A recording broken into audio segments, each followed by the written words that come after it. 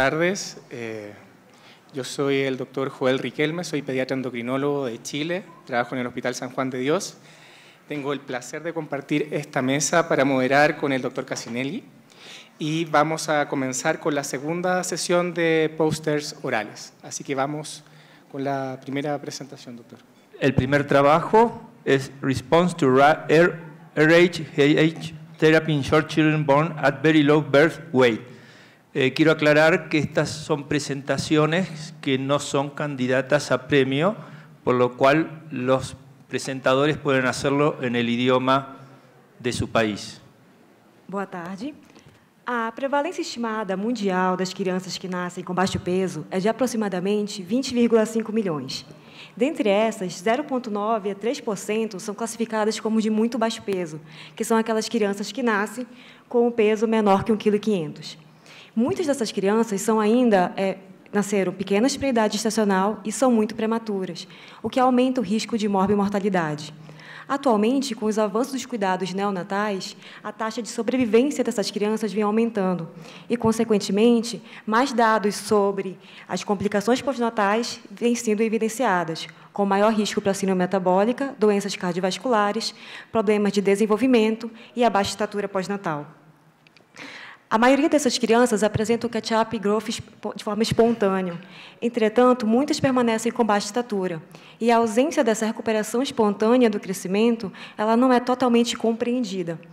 Sabe-se que crianças que nascem pequenas para a idade gestacional apresentam uma recuperação espontânea em até 90% dos casos. Mas, em relação às crianças que nascem com muito baixo peso, essa taxa é de apenas 83%. Associado a isso, aquelas crianças que nascem muito prematuras, elas apresentam ainda um maior risco de evoluir com uma baixa estatura pós-natal.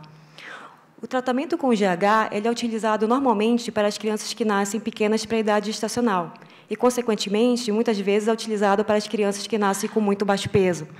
Entretanto, nós não temos ainda dados na literatura que respondam quais seriam as características da evolução desse tratamento. Portanto, o objetivo desse estudo foi reportar a resposta ao tratamento com GH a curto e longo prazo, numa coorte de crianças que nasceram pequenas para a idade com muito baixo peso, comparando de acordo com o tamanho dessa criança, a idade gestacional e o fator causal associado ao baixo peso.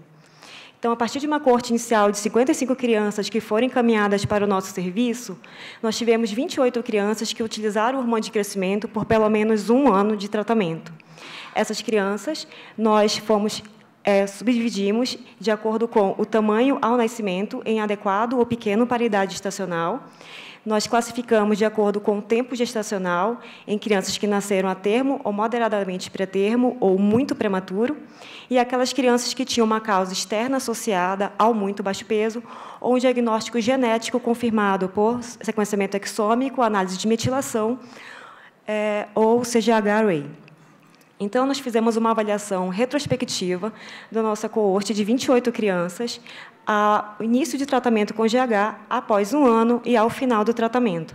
Nós coletamos retrospectivamente dados relacionados às condições neonatais, aos dados antropométricos e os exames que essas crianças tinham realizado.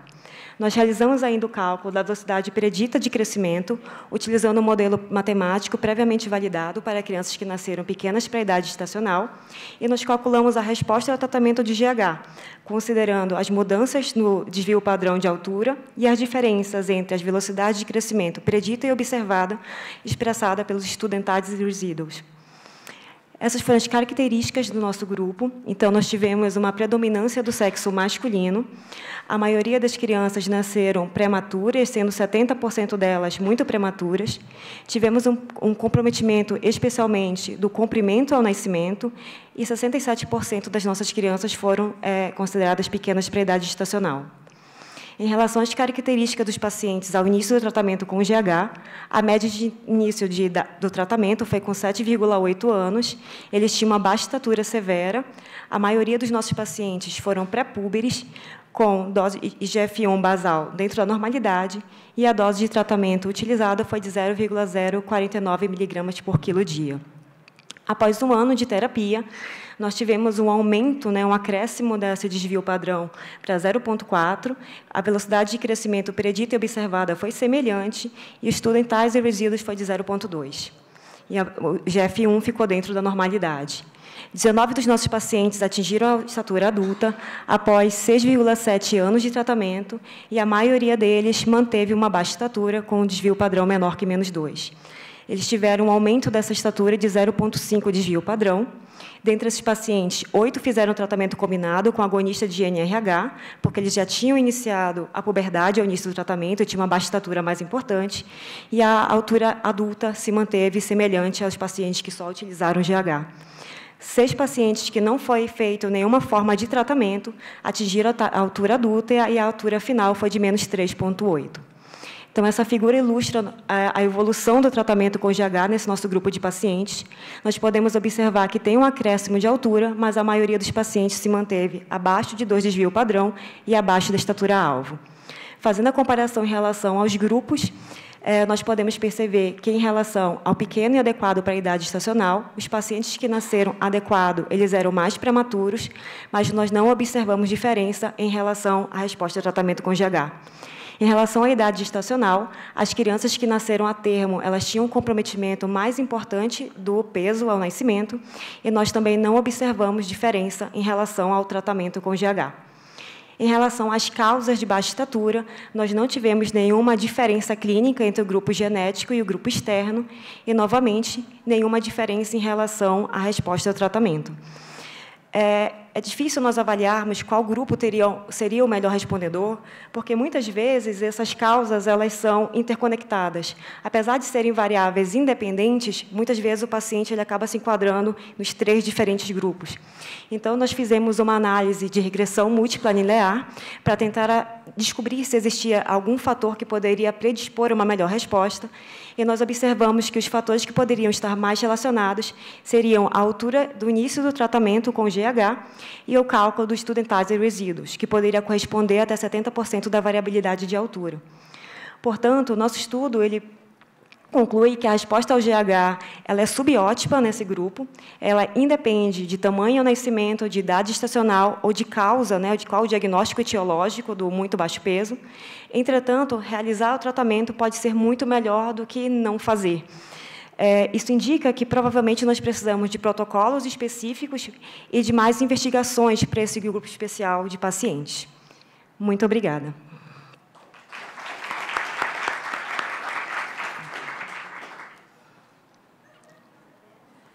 Está abierta a discusión. Verónica. Parabéns por el trabajo, muy bonito. ¿Te hago la pregunta en español? Sí. Tu grupo es clasificado pequeño o adecuado, pero eran todos de muy bajo peso. Sin embargo, como hemos visto en estos días y claramente con las últimas publicaciones, pequeño para la edad gestacional es un saco que involucra muchísimas causas genéticas, muchas de ellas afectando el cartílago de crecimiento. A este grupo de pacientes le hicieron estudio de panel de displasias o un exoma. Sim. Vou responder em português, pode ser? Sim, perfeito. Nós fizemos a separação entre o grupo de pacientes com causas genéticas e causas externas. Então, nós tivemos 4 pacientes com diagnóstico de Silver-Russell, nós tivemos um NUNA, uma insensibilidade ao IGF-1, nós tivemos uma outra doença genética, que era uma mutação que dá uma miopatia associada à baixa estatura. Então, nós sabemos que é difícil a gente avaliar a resposta ao tratamento nesse grupo de pacientes, porque as causas são diversas. Então, é difícil avaliar o tratamento, porque, muitas vezes, os estudos são com pequenas casuísticas. Então, mesmo NUNA, que talvez fosse do nosso grupo que tivesse mais estudos relacionados a crescimento, é difícil a gente avaliar, porque são vários genes que causam a síndrome de NUNA. Então, a gente tem essa dificuldade, com certeza. Perdona, ¿con qué método evaluaste las causas genéticas? Which methodology did you use for? Nós usamos sequenciamento exômico, análise de metilação para os pacientes com suspeita de Silver-Russell e nós fizemos CGH array. Excelente. Gracias.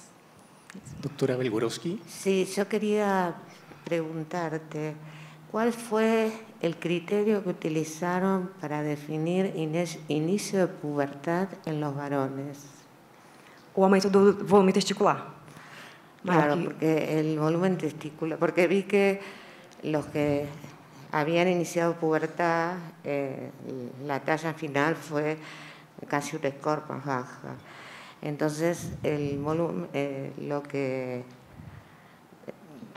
pensamos nosotros por nuestra experiencia clínica, y ahora salió un paper que dice lo mismo, que el volumen testicular no es un reflejo del inicio puberal, porque estos pacientes tienen menor volumen testicular.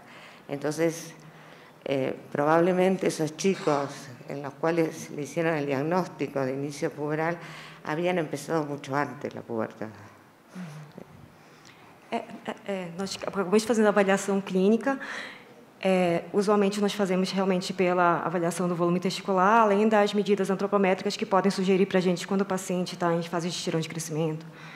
Alguns pacientes têm determinado a dosagem da testosterona sérica, mas normalmente para a gente determinar quando entra realmente foi a avaliação clínica. No hay más preguntas. Muchas gracias, doctora. Gracias. Vamos a pasar al siguiente trabajo. Echographic Concordance and Histopathological Findings in Pediatric Patients with Thyroid Nodules in a Reference Center of North Coast, Colombia. Presenta el doctor Roberto García. Buenas tardes. Como ya sabemos, los nódulos tiroideos es la causa o la forma de presentación más frecuente de cáncer tiroideo en los niños.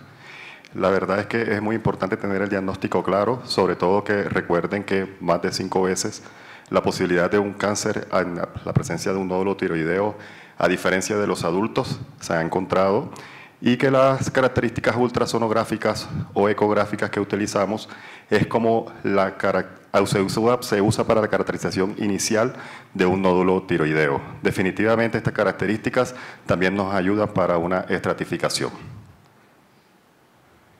Entonces, definitivamente cuando hacemos una ultrasonografía cervical, siempre se mide como la característica del tamaño, si es el contenido, la ecogenicidad, la localización, si hay presencia de adenopatías, si es multinodular, los bordes, la vascularidad, pero recuerden siempre que es dependiendo del operador. Entonces, hemos tratado como identificar qué métodos se deben utilizar o más usados para estratificar estos niños y quiénes definitivamente van a tener una biopsia. Y finalmente para ver si son benignos o son estos nódulos malignos. Y esta es la manera como de estratificar. Hemos utilizado diferentes formas.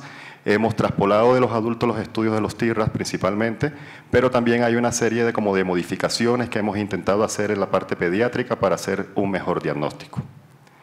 Hay muchos sistemas de evaluación. De todos modos, nosotros utilizamos el TIRADS. En la época que comenzamos era como el TIRADS sin modificación, entonces hay algunas variables que se utilizaron y no algunas de las nuevas. Pero es muy importante tener en cuenta que a pesar de que tenemos esta evaluación, muchas veces se nos puede escapar la evaluación o el diagnóstico de cáncer tiroideo a través de estas estratificaciones. Por eso es muy importante individualizar cada paciente. El objetivo entonces era estimar la concordancia entre el ultrasonido y los hallazgos histiopatológicos en un centro pediátrico desde el 2011 al 2022. La metodología fue un análisis retrospectivo de concordancia. Los niños estaban entre los 0 y los 17 años. Se tuvo en cuenta además unos criterios de inclusión, unos criterios de exclusión. Y al final encontramos que aproximadamente 76 niños de 140 historias estudiadas encontramos que tenían alguna masa tiroidea, de los cuales 24 al final tuvieron hallazgos histopatológicos. Se tuvieron en cuenta obviamente las características clínicas, los criterios si tenían antecedentes familiares o no, la edad, el sexo, y eso vamos a verlo adelante. Entonces, para evaluar los resultados, utilizamos este sistema de concordancia, que es a nivel de capa, para ver cómo era la interpretación de estos resultados, teniendo en cuenta si era aceptable o no. Entonces, dentro de las características principales que quiero recalcar, encontramos de que la mayoría era femenina, 79%. Si ustedes se dan cuenta, la clínica fue muy importante y lo principal que encontramos es que la consistencia era dura, y que además de eso tenían adenopatías, que serían el 91% y el 8%. Estos pacientes fueron que tenían más características de malignidad, eso nos encontramos nosotros. y la presencia del nódulo a nivel derecho. Dentro de estas características, obviamente, también encontramos cómo eran las características ultrasonográficas y encontramos, nos dio algo muy característico, es que los nódulos eran muy grandes, eran mucho más de 1 centímetro en todos los pacientes, como ven en la figura amarilla arriba. Y la otra característica que quisiera comentar también es que todos los pacientes tenían la TSH por debajo de 2 y además de todo de esto no tenían anticuerpos positivos. O sea, ninguno de los casos que nosotros tuvimos tenía tiroiditis autoinmune. Creemos nosotros que eso ocurrió porque muchas veces llegaban era con la masa, de pronto el diagnóstico un poco más tardío y no eran pacientes con tiroiditis en seguimiento. Entonces, cuando hicimos el análisis CAPA de la concordancia entre el diagnóstico de malignidad contra la ultrasonografía, encontramos la sensibilidad en un 100% con un índice CAPA de 0,28. Cuando evaluamos las características de calcificación, teniendo en cuenta los hallazgos histopatológicos de malignidad, encontramos un índice CAPA de 0,37.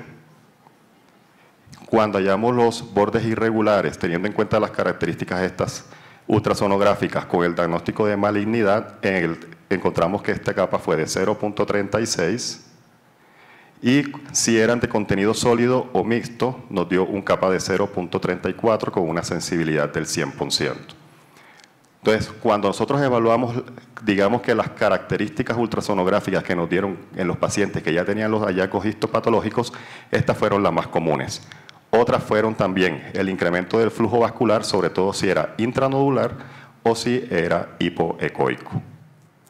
Entonces, como de característica de conclusión, encontramos que la ultrasonografía sigue siendo un método altamente sensible en esta población, sobre todo en la que hallamos nosotros, para la detección de un nódulo tiroideo que vaya a ser maligno.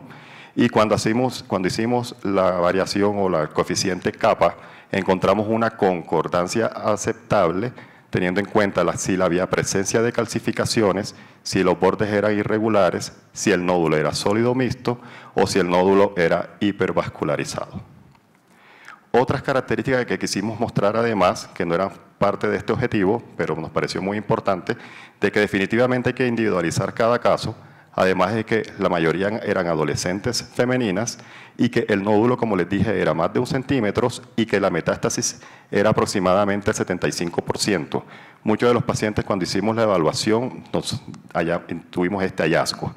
Y los signos más frecuentes que encontramos de malignidad fueron la consistencia dura y la presencia de adenopatías, y todas estas adenopatías estaban en la zona 6 de cuello. Entonces, necesitamos siempre una estratificación del riesgo más exhaustivo en los pacientes pediátricos, teniendo en cuenta si hay una presencia de un nódulo tiroideo. Este es el grupo de soporte de la investigación que se hizo. Muchas gracias.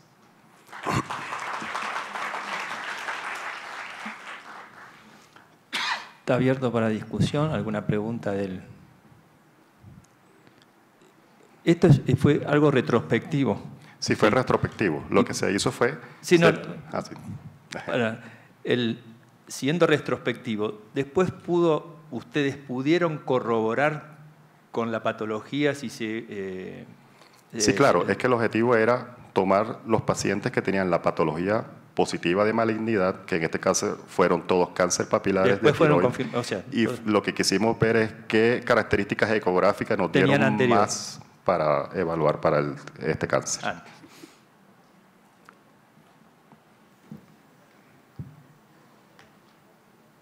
Doctor Calzada. Sí. Cuando hicieron el análisis de las características clínicas y de los hallazgos ultrasonográficos, ¿siempre fue el mismo médico el que exploró a los pacientes? Muy buena pregunta. ¿Siempre fue el mismo radiólogo? Al comienzo sí. Bueno, porque fue muchos años lo que quisimos evaluar. Los primeros 4 años de la evaluación de las ecografías fue con la misma persona. Nosotros es un centro muy pequeño que nada más tenemos un radiólogo pediatra disponible, en el cual nos hizo todas las características ecográficas en los primeros 4 años. Desafortunadamente se nos fue y fue otra persona. Entonces al final tuvimos 2 intérpretes.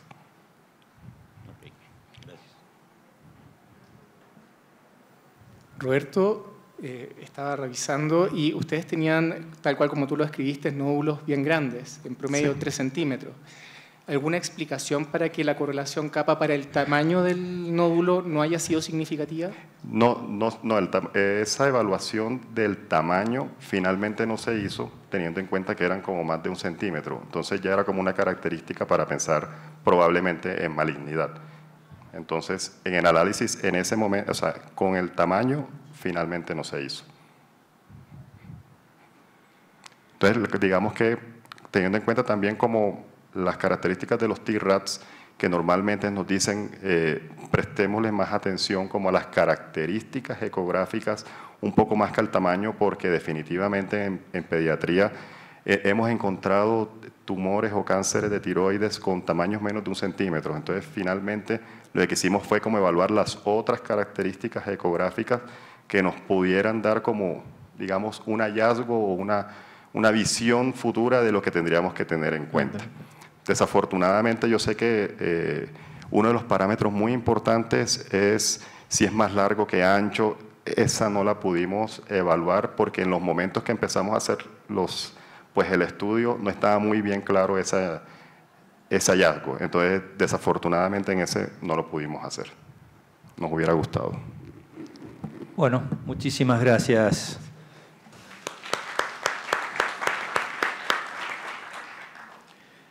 Pasamos al próximo trabajo. Es Matthews, Craniopharyngioma, Disclosed Distinct Methylation Signatures. Sonir, algo más fácil para decir? Sim, ACP. Ok, boa tarde a todos. Eu aqui represento hoje o pós-doutorando Runier Marreiro Gutierrez, que trabalha conosco, né, junto comigo e com minha colega, a professora Margarete de Castro. E esse trabalho também tem participação, então, de uma casuística também dos colegas da Universidade Federal do Rio de Janeiro. Então, os craniofaringiomas representam cerca de 1 a 4% dos tumores intracranianos. Do ponto de vista histológico e até de comportamento clínico e etiopatogenia, eles podem ser papilares, PCPs, ou adamantinomatosos, ACPs, de agora em diante. Então, os craniofaringiomas adamantinomatosos, ACPs, são o tipo mais comum, são bem mais raros os papilares, comum mesmo é o ACP.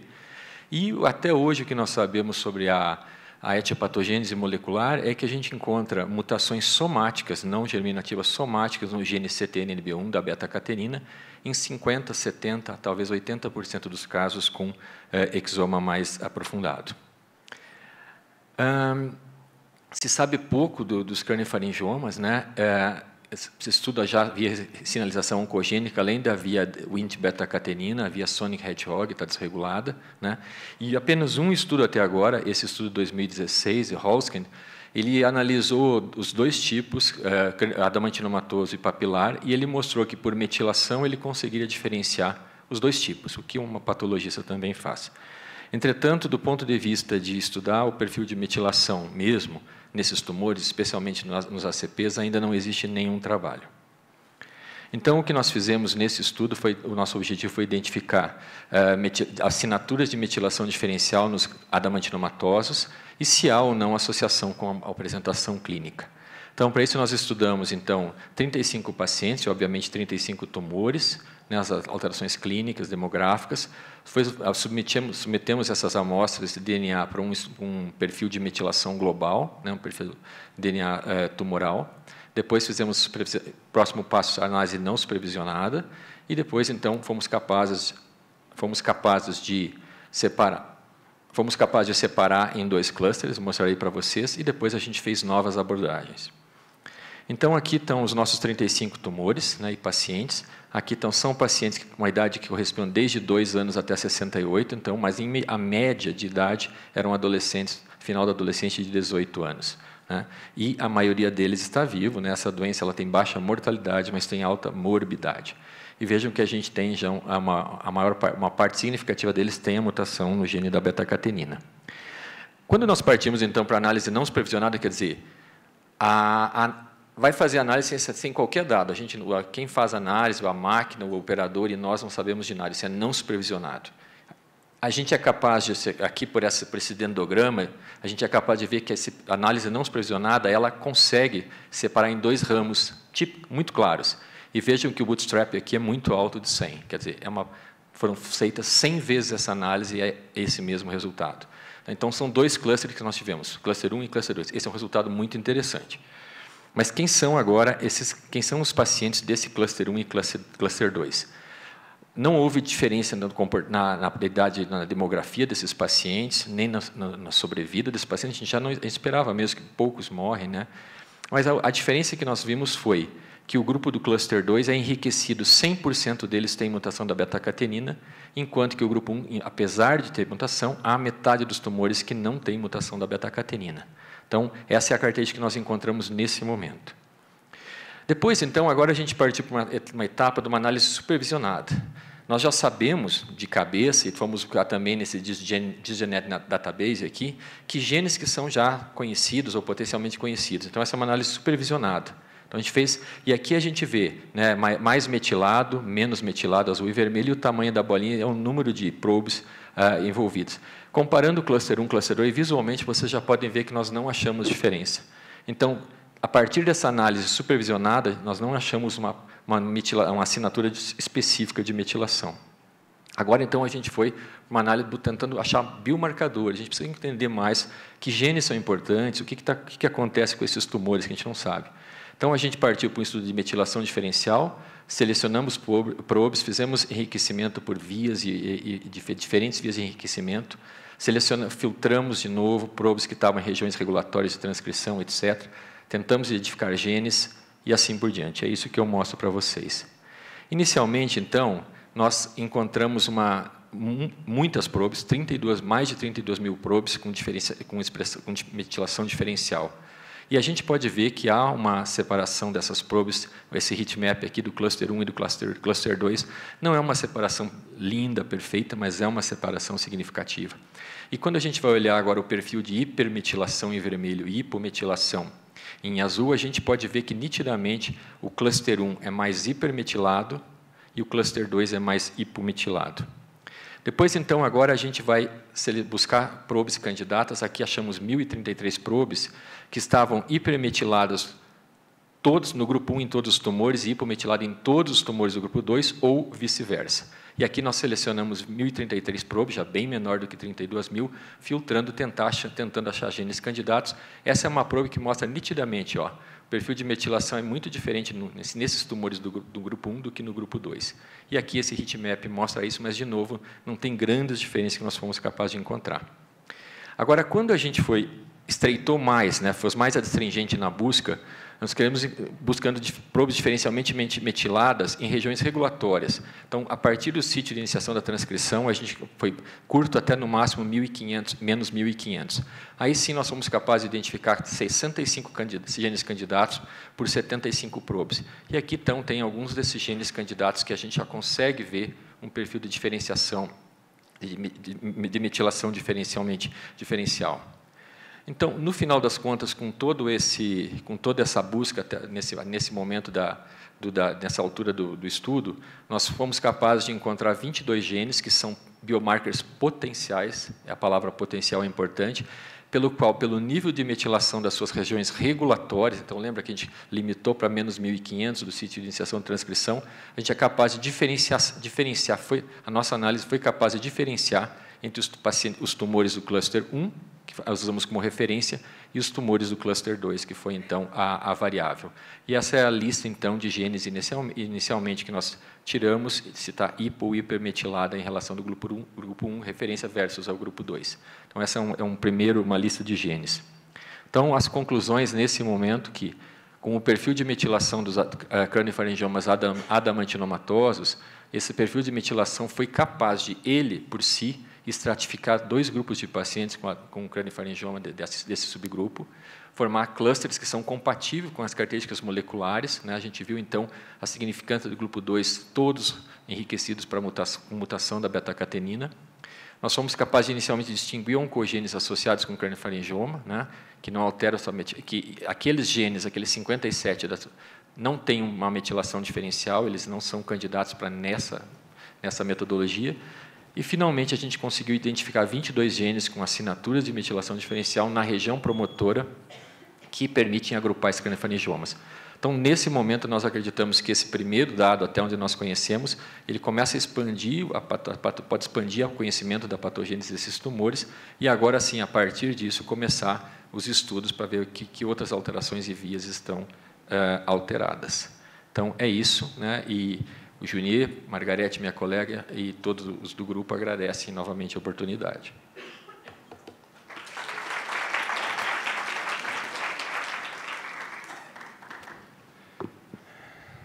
¿Preguntas?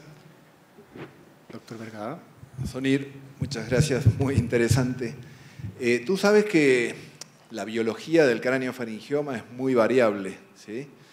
Y yo imagino que con esto también buscan algún predictor de comportamiento tumoral.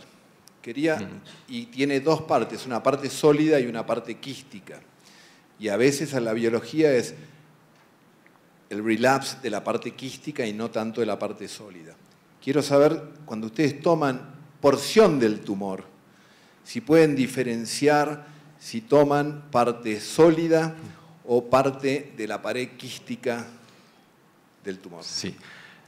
Inácio, obrigado pela pergunta, né? Realmente, quem trabalha com biologia molecular de craniofaringioma sabe que é um transtorno, é um inferno mesmo, porque muitas vezes a amostra é insatisfatória para DNA. Então, a gente sempre busca DNA da parte sólida e não da parte cística, né? Então, aquela parte sólida onde você tem aquele epitélio, a paliçada de epitélio, né? E aqueles rolls, os vermes, aonde está a mutação da beta-catenina. Porque você sabe que a mutação da beta-catenina naquela estrutura espiral, ela não é ali o tumor é na região adjacente. Então, parece que tem um fenômeno de parácnio da mutação. Mas a tua pergunta talvez pode ser expandida se a gente consegue já fazer, se existe heterogeneidade intratumoral. Essa é a pergunta que você fez. Em outros tumores sólidos, tumores, adenocarcinomas adrenais e outros, há heterogeneidade. Nesse aqui, possivelmente, mas a gente não consegue avaliar. Na verdade, a gente pega da parte sólida, né, que representa, ele é microdissecado. Então, obviamente, esse material é microdissecado. Ele é pego na sala de cirurgia, ele é congelado e depois ele vai para a patologia e o patologista marca as áreas, faz microdissecção e, a partir dali, a gente tem o DNA da área tumoral. Então, a gente tem certeza que é da área tumoral. Tá? Mas, então, é do sólido. Obrigado. Alicia? Quería, muy lindo, la verdad que te felicito por la producción que ustedes tienen. Quería preguntarte si de esos 22 genes que ustedes identificaron, ¿algunos de estos genes están vinculados a la regulación de la transformación de una stem cell en célula senescente? Sim. Então, Alicia, se esses 22 genes são genes totalmente novos, totalmente desconhecidos para nós, a biologia deles nós vamos aprender agora, né? Tudo que os genes que a gente conhece dos craniofaringiomas adamantiumatosos ou são ligados à via Wnt beta-catenina, ou à via Sonic Hedgehog, ou à via do BMP4. Esse é o que a gente conhece até agora. Desses 22, nenhum está nessas vias. A tua pergunta é se estão ligados à via de stem cells. Eu não sei te responder, é uma boa pergunta e talvez uma boa para a gente trabalhar. Te respondo depois. Gracias, doctor Sonir. Gracias.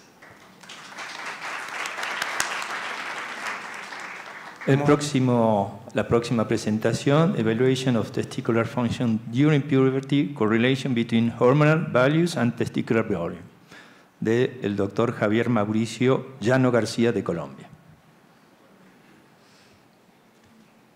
El volumen testicular incrementa vigorosamente después del nacimiento, en la famosa minipubertad y en la temprana infancia, por la medida del crecimiento de los túbulos y de las cuerdas seminíferas.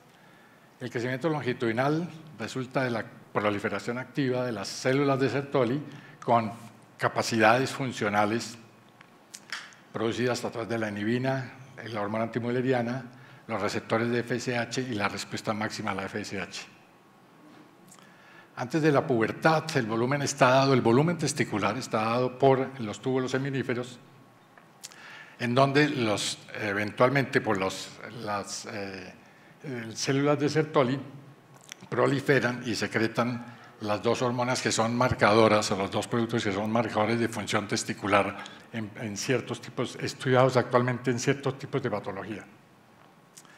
Los niveles de inhibina B, ustedes ven en el gráfico, eventualmente alcanzan el pico en el grado 3 de pubertad. Cerca de la media pubertad, la inhibina B pierde la correlación positiva con la hormona luteinizante y la testosterona y desarrollan una correlación negativa con la FSH que persiste hasta el adulto. Del lado izquierdo ven ustedes el volumen testicular prepuberal, como la prevalencia específicamente está dada por las células de Sertoli contra un testículo ya puberal, en donde básicamente son las células germinales las que predominan en el testículo. Entonces, el inicio de la pubertad está marcado por básicamente por el renacimiento a través de la función de las células de Leydig y las fases de diferenciación germinal que últimamente llevan a la maduración espermatogénica.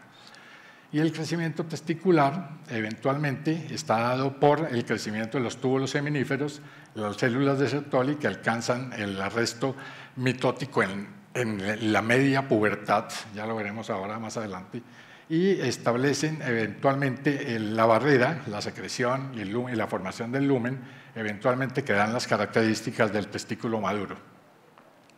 Ustedes ven aquí en la parte inferior de la fotografía el predominio de las células de Sertoli contra un testículo adulto donde predominan específicamente las células de Leydig.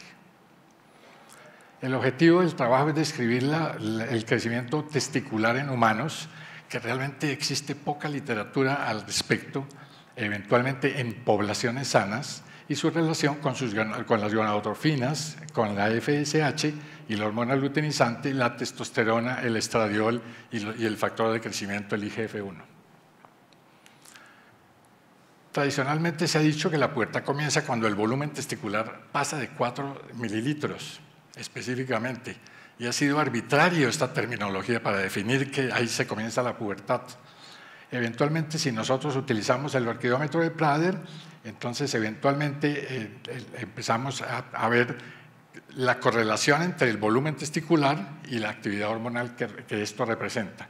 Los estudios que miden generalmente, todos los estudios practicados al respecto miden inhibina B, hormona antimülleriana, ocasionalmente el test con análogos GNRH, pero en el trabajo nuestro excluimos esto porque no estamos viendo patología asociada como en alteraciones como en el síndrome de Klinefelter, en la criptorquidia, etcétera, etcétera. Entonces decidimos solamente para la presentación del trabajo medir las hormonas que están en término general para mostrarles posteriormente. El objetivo es correlacionar básicamente los cambios en niños sanos con los métodos diagnósticos actuales. Vimos 462 niños saludables con edades medias de 13 a 117 años, en edades incluidas de 9 a 17 años, reclutados del año 2014 hasta el 2022. Se categorizaron un 61% como niños normales, o sea, pubertad en tiempo, niños maduradores rápidos, un 11%, excluyendo pubertad precoz, o sea, mayores de 9 años, y retardo constitucional de crecimiento y desarrollo en 28%.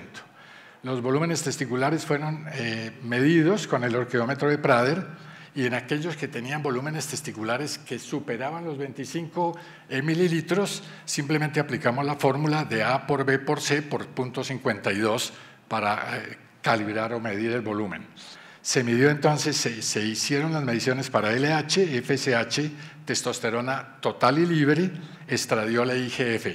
Y les voy a mostrar, en el lado derecho ven ustedes los grupos separados por el volumen testicular, eventualmente, y el número de pacientes para cada uno de esos grupos. Volumen testicular 1 a 4, 45 niños, 4 a 6, 85, 6 a 8. La distribución fue relativamente arbitraria, ya comentaremos por qué es relativamente arbitraria. Ahí están los porcentajes, y donde vemos el mayor valor es en valores de 6 a 8 en término general. Ustedes ven los resultados para cada uno de los volúmenes testiculares, cómo va siendo para la LH ascendente este valor, específicamente sin mostrar mayor variación durante la tendencia. Los valores de FSH que muestran una correlación negativa para los testículos mayores de 10 a 12 mililitros en adelante. La testosterona total, que muestra un incremento con volúmenes testiculares más elevados. Eventualmente aquí jugaría un papel con la aromatización y la producción de estrógenos específicamente para eventualmente ver también que la testosterona libre en los volúmenes testiculares mayores se incrementa de una manera significativa. Y este es interesante porque en la técnica de laboratorio nuestro el límite de detección para 17-beta-estadiol es de 11.8, como ven ustedes. Entonces, en volúmenes testiculares menores de 8 a 10 mililitros, los valores de estradiol fueron indetectables en esta población. Mientras que a partir de los volúmenes testiculares de 8 en adelante, empezamos ya a ver el valor de estradiol significativamente elevado y con una correlación directa con el pico de crecimiento rápido, que es lo interesante entonces en este tipo de medición. Y los resultados de IGF que van directamente proporcionales con los valores, lógicamente, de la testosterona total y de la testosterona libre. Entonces, como hallazgos decimos que el patrón de LH en el niño eventualmente va subiendo a medida que va progresando el volumen testicular, con valores de FSH que no lo hacen, a pesar de que hay algunas publicaciones que dicen que sí se aumenta el valor de FSH durante todo el tiempo de crecimiento testicular. Los valores de testosterona libre y total van incrementando y se vuelven más pendiente la curva cuando el volumen testicular pasa de 6 a 7 centímetros cúbicos. La IGF está en relación directa, como lo mencioné anteriormente, con la elevación de la testosterona y la testosterona libre. Nos llamó también la atención, y comparando con algunas publicaciones, que para nuestro volumen, para los niños nuestros con volúmenes testiculares que se suponía que ya habían alcanzado el valor de adultos, seguían incrementando los valores. O sea que no hubo realmente un aplanamiento en relación al volumen testicular. Y estos cambios en término general, lo que más nos llamó la atención fue el cambio en el estradiol relacionado con el pico de crecimiento rápido, que lo vimos en relación con testículos que varían entre 7 a 11 mililitros. Es cuando vemos el pico de crecimiento rápido en estos pacientes.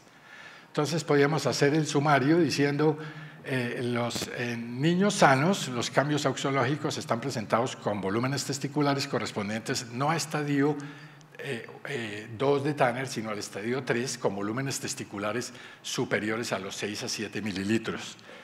El estirón de crecimiento asociado con los niveles de estradiol lo vimos, lo hemos visto y lo seguiremos viendo. Y en términos general, así tuvieran el estadio puberal en estadio Tanner, nosotros vimos que nuestra población seguía incrementando los valores, contrariamente a lo que se ha publicado en la literatura. Muchas gracias.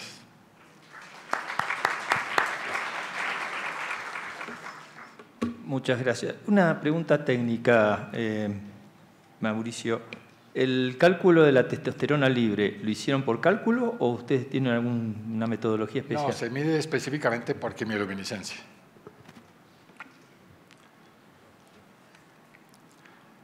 ¿Alguna? Otra pregunta técnica, doctor. Usted dijo que había diferido la medición de AMH y inhibina B, pero ¿tienen esas mediciones y piensan reportar esos valores dentro de esta corte o no fueron medidos? Sí, técnicamente nosotros no lo pedíamos de rutina, salvo hasta cuando empezamos a hacer estas validaciones. Y realmente desde los años 2000, con la medición de inhibina y de la hormona antimülleriana, se pueden hacer diagnósticos específicos, no solamente relacionados con las patologías que les mencioné de Klinefelter, de testículo no descendido, etcétera, etcétera. Vale la pena incluir dentro del estudio poblacional fisiológico los valores de inhibina y los valores de hormona antimülleriana. y sobre todo por los valores, por ejemplo, los de nosotros de inhibina, que fueron planos durante todo el tiempo en la medición que nosotros hemos hecho, muy concordantes con los de la literatura, pero sí vale la pena. Doctor Sí, Calzada. Felicidades.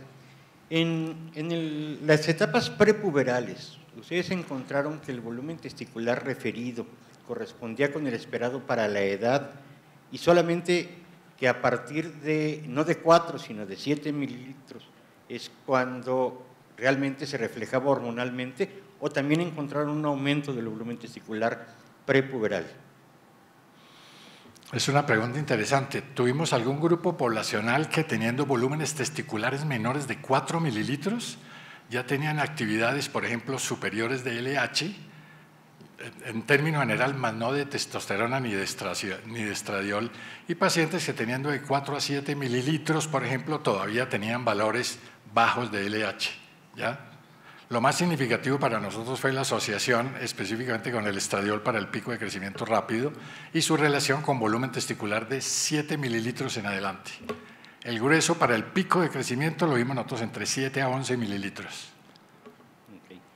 Porque nosotros en México también hemos encontrado esto. Hay un buen porcentaje de pacientes que ya sobrepasaron los 4 mililitros de volumen y no han empezado con desarrollo puberal hormonalmente, y menos con brote de crecimiento. Es decir, como que puede haber variaciones étnicas en el volumen testicular que explica por qué no son iguales las concordancias con la población europea con la que fue descrito. Sí, exacto, tienes toda la razón. Bueno, muchas gracias. Muchas gracias, doctor. Pasamos al siguiente trabajo. Ovarian Sertoli-Leydig cell tumors in pubertal gear with contralateral ovarian agenesis. Presenta la doctora Ana Tangari. Bueno, los tumores de ovarios de los cordones sexuales y el estroma representan el 8% de los cánceres de ovario. En este caso, en este grupo, el 90% está representado por los tumores de la célula de la granulosa, mientras que los Sertoli-Leydig representan un porcentaje mucho menor, constituyendo el 0,5% de todos los tumores de ovario. Es caracterizado por este tumor la presencia de células con similitud a las de Sertoli-Leydig que pueden causar distintos grados de virilización por la presencia de andrógenos, los cuales están descritos en un 12 a un 85%, y además tenemos síntomas derivados de la presencia de una masa abdominopélvica o pélvica sola. Muchos tumores son unilaterales, la mayoría se presentan en estadio 1, dentro del ovario. Estadio 1 significa que está dentro del ovario, que puede ser uni o bilateral, con o sin invasión de la cápsula. Y en estas circunstancias el pronóstico es relativamente favorable, cercano al 90% de sobrevida. En una cohorte de 175 pacientes, la evasión, digamos, del tumor del ovario, el compromiso extraovárico, fue asociado a peor pronóstico y el grado histológico no modificaba el pronóstico, excepto que los tumores fueran mayores a 10 centímetros en esta publicación, que es una de las más importantes y recientes.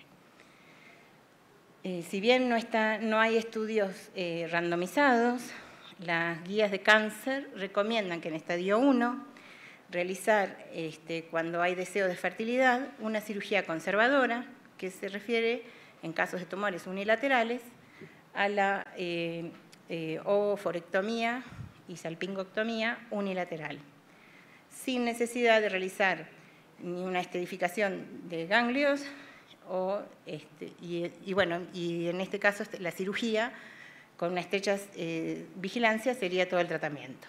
En casos de tumores mayores a 10-15 centímetros, sí, ya se recomienda la quimioterapia. Los tumores de ovario de Sertoli-Leydig infrecuentemente han sido reportados asociados a mosaicismos de cromosoma X, y en el último renglón hay un error, debería decir el 61% de los tumores de ovario de Sertoli-Leydig presentan mutaciones germinales en Dicer1, variantes patogénicas.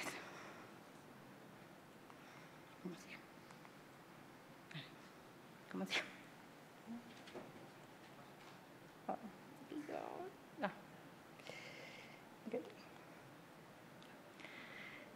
También han sido reportados en los tumores de Sertoli-Leydig mutaciones somáticas en el 41 al 97%, y en estos casos los pacientes suelen presentarse a edades más tempranas, presentan signos más androgénicos y un pronóstico menos favorable en cuanto a lo histológico y mayor índice de recidivas.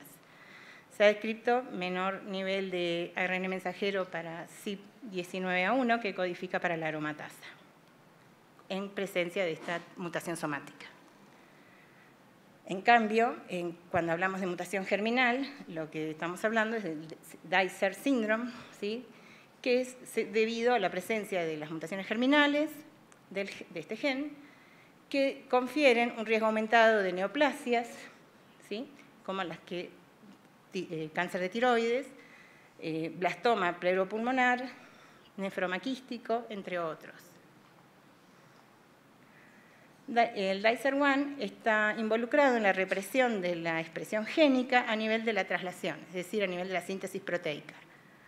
Codifica una endonucleasa, que es un componente que luego forma parte, ese ARN que se va a originar por acción de esta enzima, formará parte de un complejo silenciador que va a impedir que el ribosoma pueda incluirse y llevarse a cabo la síntesis proteica.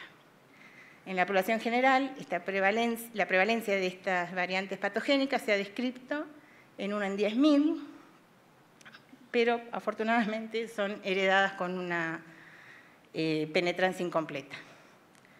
También se han descrito en el tumor de ovario de Sertoli-Leydig mutaciones de FOXL2, el cual es muy común también en otros tumores del estroma y los cordones sexuales, como son el tumor de células de la granulosa, ¿sí? Acá el porcentaje de la mutación es mucho menos frecuente y en estos pacientes suelen tener signos más estrogénicos, por lo cual se ha hipotetizado que la proteína formada en presencia de esta mutación de FOXL2 puede aumentar la transcripción de la aromatasa, como lo hace en el tumor de células de la granulosa. El objetivo es presentar un caso de una niña con un tumor de Sertoli-Leydig puberal con el hallazgo de una agenesia de ovario contralateral. Se trata de una niña de 11 años que nació luego de un embarazo normal, que había tenido la menarca a los 10 y había presentado oligomenorrea y consulta por un dolor abdominal de 7 días de evolución. Al examen físico, la estatura estaba en percentilo 90, el BMI 36, mayor al percentilo 97, y presentaba mamas tróficas en estadio 4, acantosis, un hirsutismo leve y acné, sin clitoromegalia, es decir, sin signos de virilización. El abdomen estaba distendido, tenso, doloroso, con una onda ascítica, y el ultrasonido reveló la presencia de una masa heterogénea, sólido-quística, en el anexo derecho, junto a la ascitis. La tomografía mostró en el ovario derecho, entonces, una masa de 10 por 7 por 9 centímetros, que captaba en forma heterogénea el contraste y ausencia de la gónada contralateral. El laboratorio antes de la cirugía mostró que la LH, FSH y estradiol eran normales, al igual que los andrógenos. La alfa-fetoproteína y beta-HCG como marcadores séricos fueron negativos. Fue normal el CA19-9, que es marcador de neoplasia epitelial de ovario, y había un leve aumento del CA125 también de CA epitelial, pero no era muy marcado el aumento. Sí, la hormona antimoleriana, como se espera en estos tumores, estaba un poquito elevada por el componente Sertoli del tumor. El paciente fue a la cirugía y se remueve el tumor entero y se evacúan 6 litros de líquido citrino, no se encontraron adenomegalias ni compromiso del epiplomo. Bueno, ahí se ve el círculo verde, lo que se observa al lado de la trompa amputada, así es descrito. El laboratorio, entonces, la histología revela un tumor de ovario de Sertoli leydi sin invasión a la cápsula, con una inmunohistoquímica compatible con este diagnóstico. Vamos a acelerar un poquito. Luego de la cirugía, tuvimos el resultado de un cariotipo que se fue realizado en 50 células, el resultado fue 46XX, y se estudiaron presencia de material derivado del cromosoma Y, SRI, y otros marcadores que fueron todos negativos, coincidente con cromosoma X. El laboratorio, luego de la primera cirugía, la LH y FSH se encontraban normales, con un estradiol de 110. Lo que no expliqué es que en la cirugía se hace la remoción del tumor y se deja un segmento de ovario aparentemente sano rodeado de peritoneo, ¿sí? Ese segmento de ovario alcanzó, para que luego de la cirugía tengamos estos valores de LH, FSH, y tenemos, sí, menor nivel de la hormona antimoleriana, previo cirugía era de 22. Se realiza, al conocerse el diagnóstico, una ecografía de tiroides y una tomografía de pulmón que son normales, y si bien había reportes en la literatura de que se podía hacer la tumorectomía y dejar el ovario de la gónada afectada, esto se consideró, había poca evidencia en la bibliografía, se consideró riesgoso, por lo tanto, en una segunda cirugía, el resto del ovario fue removido junto con la trompa. La histología de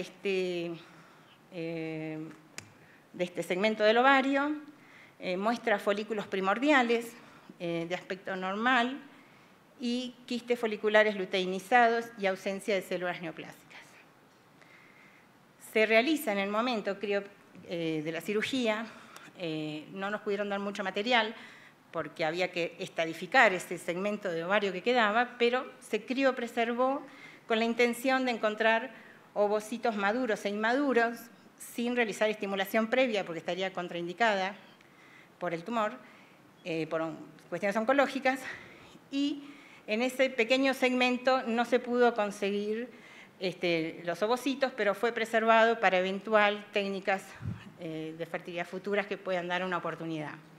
Durante 18 meses de seguimiento, la tomografía abdominopélvica y pulmonar fueron normales. Se realizó la secuenciación del gen Dicer, de los exones y las regiones intrónicas flanqueantes, que fueron negativos. No se detectó variante patogénica. Y bueno, y como comentario, si bien pensamos si podría tener una digenesia ovárica esto de base, sabemos que el Sertoli leydi no es un tumor germinal, por lo tanto, y no ha sido descrito asociado a digenesia ovárica, y es una paciente 46XX, además, que antes de la remoción el ovario mostró una buena función y la histología tampoco mostró signos de digenesia. Si bien sin embargo, nosotros pensamos que quizás en un futuro sería importante estudiar genes vinculados al desarrollo del ovario, como el RSPO1 o el WNT4, o aquellos relacionados al mantenimiento de la función ovárica, especialmente el FOXL2, que ha sido descrito también vinculado a tumorogénesis en los tumores de células de la granulosa. La genesia del ovario es considerado un evento raro, no asociado a tumores de ovario. Conclusión, este es un raro caso de un tumor de Sertoli leydi sin Dicer1, sin detección de variantes patogénicas de Dicer1 y que presentó una buena evolución luego de 18 meses de la cirugía de seguimiento. Gracias. Hay tiempo para una pequeñísima pregunta.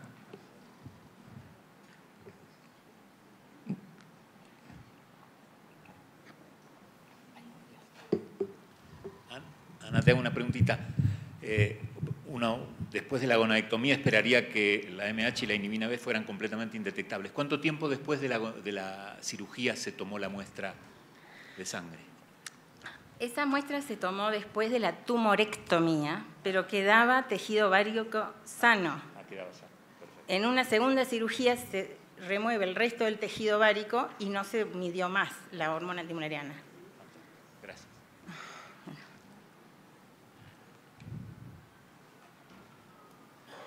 ¿No hay más preguntas? Muchas gracias, doctora. Gracias.